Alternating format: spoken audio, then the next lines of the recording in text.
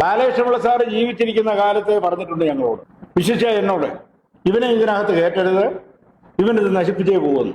ആ രീതി അനുസരിച്ച് തന്നെ ഇപ്പൊ പത്രാവൂർ താലൂക്കിലെ നായന്മാർക്ക് അനുഭവം മനസ്സിലായി. എന്നിട്ട് അദ്ദേഹം പറയുന്നത്, എനിക്ക് ഉറക്കം വരാത്ത രാത്രിയില് യേശുവിനെ പ്രാർത്ഥിച്ചാൽ ഉറക്കം വരുമെന്നാണ് പറയുന്നത്. എന്നാ പിന്നെ അയാൾ യൂണിയൻ പ്രസിഡന്റായിട്ടിരിക്കുന്നതിനാ പള്ളിയിൽ പോയി ഉപദേശിച്ചിട്ട് പോയി.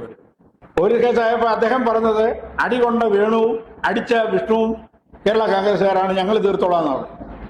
പക്ഷെ വേണു കേസിന് പോയി കഴിഞ്ഞിട്ട് ഞങ്ങൾ കൂട്ടായി ആലോചിച്ചു, ഇന്ന് വേണുവിനാണെങ്കിൽ നാളെ എനിക്ക്, മറ്റന്നാൾ രാധാകൃഷ്ണ സാറിന്, അതിനടുത്ത ദിവസം പ്രകാശന്, ഇങ്ങനെ പല ആൾക്കാർക്കും ഈ അബദ്ധങ്ങൾ ഉണ്ടാവും എന്ന് വിചാരിച്ചാണ് ഇയാളുമായിട്ട് തുടർന്ന് പോകാൻ ഞങ്ങൾക്ക് ബുദ്ധിമുട്ടായതുകൊണ്ട് ഞങ്ങൾ 11 പേര് പോയി രജിസ്ട്രാറെ കണ്ട് നേരിട്ട് രാജിവെച്ചത്.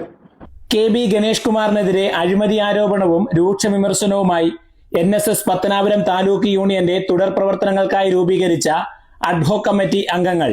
NSS പത്തനാപുരം താലൂക്ക് ഭരണസമിതിയിലെ ഭൂരിഭാഗം അംഗങ്ങളും രാജിവെച്ചതിനെ തുടർന്ന് KB ഗണേഷ് കുമാറിന്റെ നേതൃത്വത്തിലുള്ള ഭരണസമിതിയെ കഴിഞ്ഞ ദിവസം പിരിച്ചുവിടുകയും പുതിയ കമ്മിറ്റിയെ രൂപീകരിക്കുകയും ചെയ്തിരുന്നു.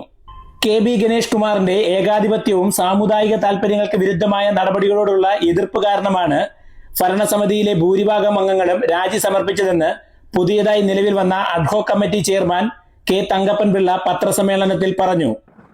അതായത് പത്മ കഫേ തുടങ്ങണമെന്ന് NSSന്റെ നിർദ്ദേശമനുസരിച്ച് ഇവിടെ അതിനുള്ള ആസൂത്രണം ചെയ്യാൻ യൂണിയൻ കമ്മിറ്റി ആലോചന വെച്ചു.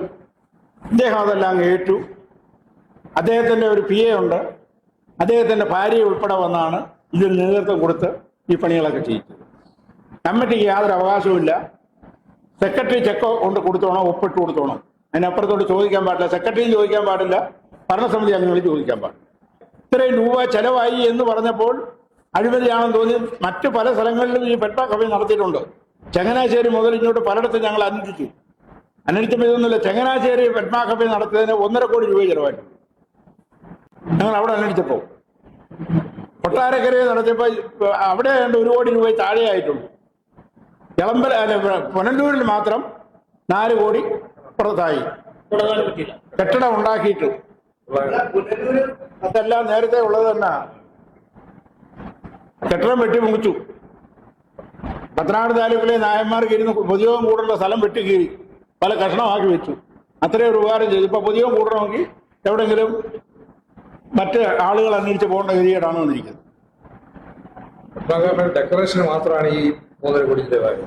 കെട്ടിടം ഉണ്ട്, അടിസ്ഥാന സൗകര്യങ്ങളുള്ള, എന്നാൽ ഈ ഇതിന്റെ ഡെക്കറേഷന് വേണ്ടി മാത്രമാണ് ഈ പൈസ ചെലവാക്കി. ഒന്ന്. 2, ബാലകൃഷ്ണപിള്ള സാറ് ജീവിച്ചിരിക്കുന്ന കാലത്ത് പറഞ്ഞിട്ടുണ്ട് ഞങ്ങളോട്, വിശിഷ്യ എന്നോട്, ഇവനെ ഇതിനകത്ത് കയറ്റരുത്, ഇവനിത് നശിപ്പിച്ചേ പോകുന്നു. ആ രീതി അനുസരിച്ച് തന്നെ ഇപ്പൊ പത്രാവൂർ താലൂക്കിലെ നായന്മാർക്ക് അനുഭവം മനസ്സിലായി. നിലവിലെ കമ്മിറ്റിയുടെ പ്രവർത്തനങ്ങളിൽ ആദ്യ പരിഗണന നൽകുന്നത് പത്മ കഫയുടെയും സാമുദായിക ആചാര്യൻ മന്നത്ത് പത്മനാഭന്റെയും മുൻ യൂണിയൻ പ്രസിഡന്റ് R ബാലകൃഷ്ണപിള്ളയുടെയും പ്രതിമകൾ സ്ഥാപിക്കുന്നതുമായി ബന്ധപ്പെട്ട സാമ്പത്തികമായ ഇടപാടുകളെ കുറിച്ചായിരിക്കുമെന്നും അദ്ദേഹം കൂട്ടിച്ചേർത്തു. ഈ 2 പദ്ധതികളിലായി ഗണേഷ് കുമാറിന്റെ നേതൃത്വത്തിൽ വലിയ സാമ്പത്തിക തിരിമറി നടന്നിട്ടുണ്ടെന്നും അദ്ദേഹം ആരോപിച്ചു. കോൺഗ്രസ് രാഷ്ട്രീയത്തിന്റെ കളിയാണ്. ഇല്ല, ഞാൻ കേരള കോൺഗ്രസ് പാർട്ടിയുടെ ഗണേഷ് കുമാർ നേതൃത്വം കൊടുക്കുന്ന പാർട്ടിയുടെ സംസ്ഥാന വൈസ് ചെയർമാനാണ് ഇപ്പോഴും. ഞാൻ രാജിവെച്ചിട്ടില്ല, എന്നെ പുറത്താക്കിയിട്ടില്ല. ഇപ്പോഴും ഞാൻ കോൺഗ്രസ് പാർട്ടിയായിട്ട് എനിക്കൊരു ബന്ധവുമില്ല, മാർക്സിസ്റ്റ് പാർട്ടിയായിട്ട് യാതൊരു ബന്ധവുമില്ല. ഞാൻ കേരള കോൺഗ്രസ്സുകാരനായിട്ട് ഇപ്പൊ നിൽക്കുന്നു. എന്നെ വേണ്ടാന്ന് നോക്കിയ സമയത്ത് ഞാനും വേണ്ടാന്ന് നോക്കും. പക്ഷേ അനീതിക്ക് കൂട്ടി നിൽക്കാൻ നിൽക്കുകയില്ല. അത് മാധ്യമങ്ങളുടെ ഇടയിൽ ഒക്കത്തില്ലെങ്കിൽ പോലും അദ്ദേഹത്തിന്റെ സഭ്യത്തെ എന്നെ ഏൽപ്പിച്ചിരുന്നതാണ്. അദ്ദേഹത്തിന്റെ കാലശേഷം ഇദ്ദേഹത്തിന്റെ അഭിനയം കൊണ്ട് കൊടുക്കേണ്ടി വന്നു. നമ്മൾ സത്യസന്ധത കാണിച്ചു. അതുകൊണ്ട് ഞങ്ങളെ ഇൻകം ടാക്സിലും പ്രതിയാണ്. എന്തോ വിരോധം നിൽക്കുക.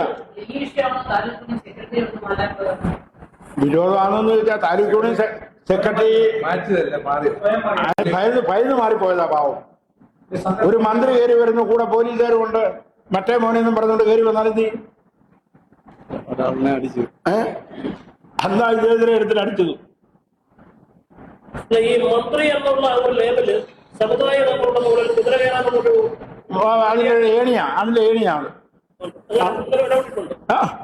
പല കാര്യങ്ങളിലും ഇടപെട്ടിട്ടുണ്ട്. കെ വി ഗണേഷ്കുമാർ ഏകാധിപതിയെ പോലെയാണ് ഇവിടെ പെരുമാറുന്നൊരു ആക്ഷേപമുണ്ട്.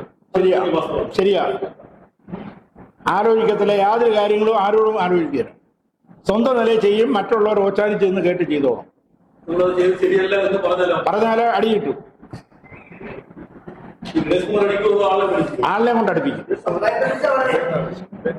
സമുദായത്തെ കുറിച്ചാണ്. സമുദായത്തിന്റെ യൂണിയൻ പ്രസിഡന്റാണ് ആ സമുദായത്തിലുള്ള അംഗങ്ങളെ ഉപദ്രവിക്കുന്നത്. പതിറ്റാണ്ടുകളായി ഒട്ടനവധി സാമുദായിക നേതാക്കന്മാരുടെ അധ്വാന ഫലമാണ് പത്തനാപുരം താലൂക്ക് യൂണിയൻ ഇന്നത്തെ നിലയിൽ എത്താൻ ഇടയാക്കിയതെന്നും അതിൽ ആർ ബാലകൃഷ്ണപിള്ളയുടെ പങ്ക് ചെറുതായി കാണുന്നില്ലെന്നും, എന്നാൽ ഒരു കുടുംബത്തിന്റെ മാത്രമല്ല ആയിരക്കണക്കിന് കുടുംബങ്ങളുടെ വിയർപ്പ് കൂടി യൂണിയന്റെ സമ്പത്തിൽ ഉൾപ്പെട്ടിട്ടുണ്ടെന്നും ആ സ്വത്തുവകകളുടെ സംരക്ഷണം കൂടി ലക്ഷ്യം വെച്ചാണ് NSS നേതൃത്വം ഇത്തരത്തിലൊരു തീരുമാനത്തിൽ എത്തിയതെന്നും അദ്ദേഹം പറഞ്ഞു. നിലവിലുള്ള ഒരു കെട്ടിടത്തിൽ പത്മ കഫേ ആരംഭിക്കുന്നതിന് വേണ്ടി നവീകരണം നടത്തിയതിന് 4 കോടിയിലേറെ രൂപയുടെ ചെലവ് എന്നത് സാമുദായിക അംഗങ്ങൾക്ക് അവിശ്വസനീയമാണ്. യൂണിയൻ അങ്കണത്തിൽ പ്രതിമകൾ സ്ഥാപിക്കാൻ വേണ്ടി മുഴുവൻ കരയോഗങ്ങളിൽ നിന്നുമായി 60 ലക്ഷം രൂപ പിരിച്ചിട്ടുണ്ടെന്നും 1.5 വർഷമായിട്ടും ഇത് പൂർത്തിയാക്കാൻ കഴിഞ്ഞിട്ടില്ല. ഇക്കാര്യങ്ങളെല്ലാം വിശദമായി പരിശോധിക്കാനാണ് പുതിയ കമ്മിറ്റിയുടെ തീരുമാനം.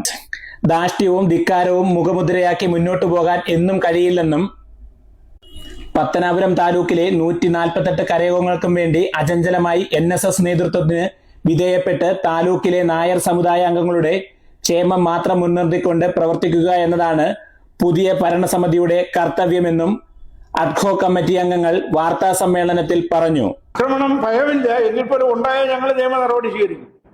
അല്ലാതെ ഞങ്ങൾക്ക് എന്ത് ചെയ്യാനൊക്കും? അതെ അതെ അതെ അതെ അത്രത്തോളം ഗുണ്ടകളെ ഉണ്ടായിരുന്നില്ലെന്ന് 4 ദിവസം മുമ്പ് അദ്ദേഹത്തിന്റെ ഭവനത്തിൽ നടന്ന കഥ അറിയാമല്ലോ. അദ്ദേഹത്തിന്റെ സ്റ്റാഫുകളല്ലയോ അദ്ദേഹത്തിന്റെ ഭാര്യയെ പിടിച്ചു നിർത്തിയത്. നേതാവ് പറഞ്ഞതിന് ഞാൻ കൊടുത്തോളാം ആളമില്ല. പണ്ട് ഞാനൊന്ന് കൊടുത്ത 3 കൊല്ലം ശബ്ദിച്ചില്ല, പിന്നെ ശബ്ദിച്ചിട്ടില്ല. അതൊക്കെ എനിക്കറിയാം. അതിനുള്ള പണികൾ എൻ്റെ കയ്യിലുണ്ട്. ഞാനും അവിടെ ആണല്ലോ ജീവിക്കുന്നത്. അങ്ങനെയൊന്നും മാർക്സിസ്റ്റും RSS ഒന്നും കാണിച്ച് ഭയപ്പെടുന്ന കാലമൊക്കെ കഴിഞ്ഞു. Fox TV news bureau, Punalur.